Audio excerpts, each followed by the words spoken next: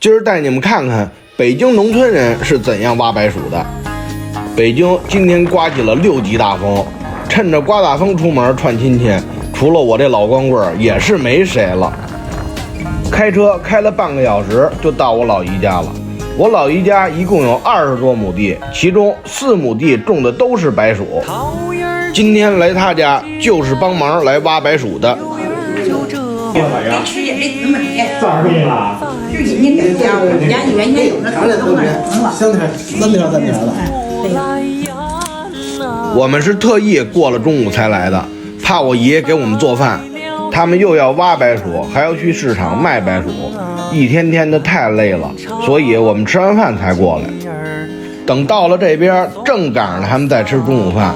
我爷从集上买的烧饼，又摊了个鸡蛋，简简单单就是一顿饭。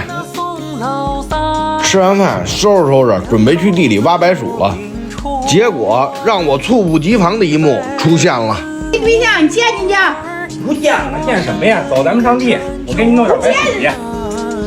不见了，都那么大了，还怎么啊？真不见了。你这孩子真不听说。走吧，上地去干活去。走，赶紧跑，赶紧溜，不能打开我老爷儿这话匣子，不然找媳妇这话题他能唠叨我一整天。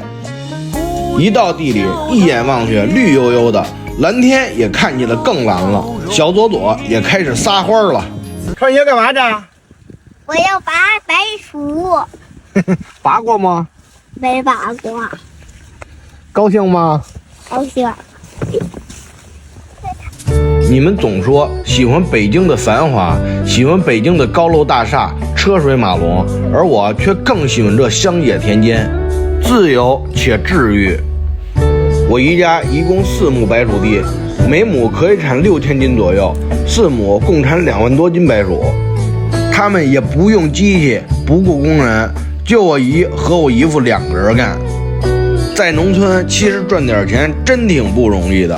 光这点白薯，这老两口得忙活1个多月。一边干活一边跟他们聊天，说说笑笑的，好像一下回到了小时候。田野间，地头旁，是久违了的童年回忆。我们穷极一生所追求的自由与快乐，原来一开始便拥有了。别偷懒，赶紧跑！我这一直跑着，我也没歇着。赶紧跑！累坏了。油条爷爷，那儿有椰子白薯啊？哪儿都有。